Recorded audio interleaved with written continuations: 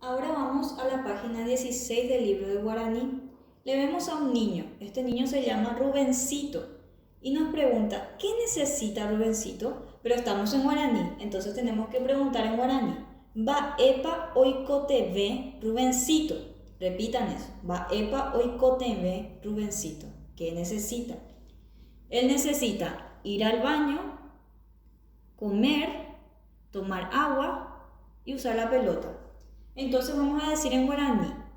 Acá abajo van a escribir O José Cotillajujape.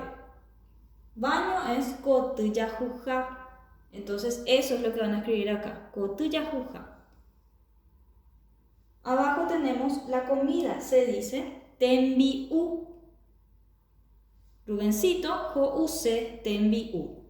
Tenemos la pelota. Pelota es vacapipopó. Rubencito, oikote ve vacapipopó. Y tenemos agua. ¿Cómo se escribe agua? En guaraní se escribe y se dice la letra U. También significa agua.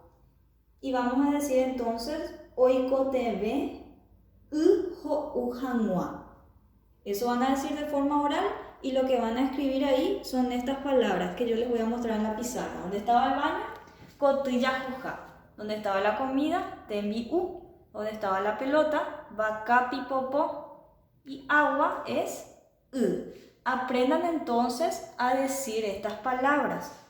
Y como ya aprendimos a responder, entonces también quiero que aprendan a pedir permiso en guaraní.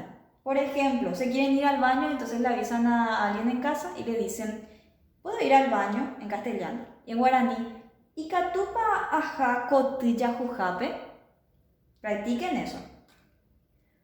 O si no quieren comer y piden permiso, Ikatupa akaru tembiú. Esa sería la forma. Entonces, completan su libro con estas palabras y practican de forma oral.